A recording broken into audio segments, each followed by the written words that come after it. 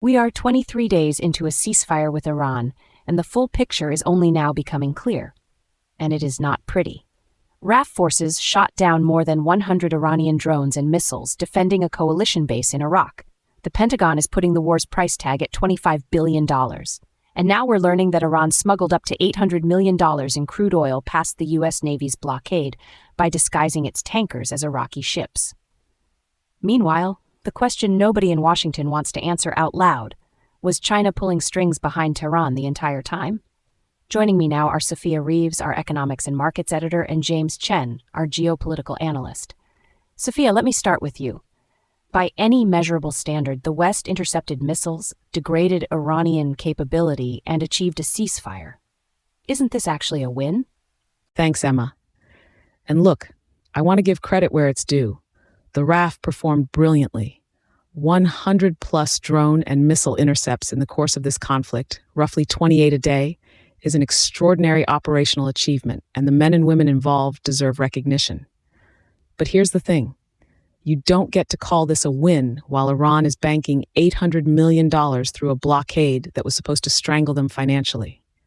That Windward AI report should be front page everywhere. Iran didn't just survive this conflict militarily, it survived it financially by running electronic deception operations against the U.S. Navy that apparently went undetected long enough to move $800 million in crude. Douglas Murray has written about exactly this pattern. The West wins the kinetic fight and loses the strategic one, every single time. And the uncomfortable truth is that at $25 billion spent on the American side alone, with a cost-exchange ratio that favors Iranian drone production over our interceptor missiles, we need to be honest about what we actually achieved here. But Sophia, the regime's military infrastructure was degraded. Iranian air defenses were scrambling over Tehran itself. That's not nothing. Doesn't military deterrence have real value, even if the financial war wasn't won cleanly? And James, what's your take on this? Well, look, Sophia's not wrong about the financial dimension, but I think she's slightly underselling the deterrence achievement. Here's what the data actually says. U.S. crude inventories dropped over 6.1 million barrels in a single week. Oil prices surged to their highest since the war began. And Asia's immediate response to the Strait of Hormuz crisis was to panic buy alternatives and fire up coal plants. That's a real supply shock with real geopolitical consequences. Now, where I completely disagree with Sophia is on the framing that this is primarily a Western failure. The $800 million smuggling operation is a serious enforcement gap. Absolutely. But the bigger story here is what China learned. The American conservative is asking whether Beijing used Iran as a proxy. And I think the answer is almost certainly yes, in the sense that China was watching, collecting data on coalition cohesion, naval blockade limits, and American political will, and every dollar Iran smuggled out was ultimately subsidized by Chinese buyers who don't honor Western sanctions. This isn't an Iranian intelligence coup. This is Chinese grand strategy in action. I hear what James is saying, but with respect, that misses the point entirely. Yes, China was watching. That's precisely why the enforcement failure is so catastrophic. You don't get to separate the $800 million smuggling operation from the China question. Those are the same problem.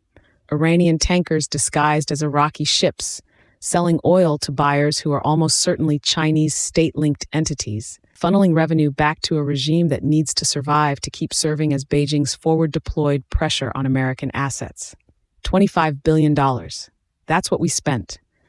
And Iran is still solvent, still funding Hezbollah, still funding the Houthis. The UAE has now slapped a travel ban on Iran, Lebanon, and Iraq. That tells you everything about the regional instability this conflict has left behind. This isn't deterrence. This is expensive stalemate. Here's what I want to know. We're on day 23 of a ceasefire that nobody seems particularly confident about. The Pentagon has a cost figure, but apparently no clear victory definition, as critics are pointing out. James, where do you see this going over the next 6 months? The way I see this playing out, there are really two paths, and they diverge sharply in the next 90 days. If the Windward AI intelligence on Iranian oil smuggling is acted upon, if there's genuine secondary sanctions enforcement against Iranian oil buyers, which means confronting China directly over its purchasing, then you start to apply the fiscal pressure that kinetic action alone never delivers. But if Washington reverts to the pattern of diplomatic carve-outs and enforcement waivers, which is frankly what the last 3 administrations did, then the trajectory suggests Iran reconstitutes faster than anyone is publicly acknowledging, and you're back to square one with a regime that's learned exactly where the blockade leaks. History tells us regimes like this don't collapse under partial pressure. They adapt. Here's what concerns me most, and this keeps me up at night. The China angle James raised is not speculative anymore. It's structural. If Beijing has concluded from this conflict that it can arm and sustain a frontline adversary, let America spend $25 billion and exhaust its political capital, and then position itself as the indispensable broker of any settlement, then we've just handed China a replicable playbook for a Taiwan crisis. That is the real risk here, not the next Iranian drone. The lesson China is writing down right now about naval blockade gaps, about coalition fracture points, about the cost exchange ratio between cheap drones and expensive interceptors. That's the document that matters. And I'm not sure anyone in the current administration is reading it. Sophia Reeves, James Chen, sobering stuff as ever, and that's probably exactly the point. One thing is absolutely certain tonight. Someone in the Pentagon Strategic Planning Division needs a very strong coffee and a much longer to-do list.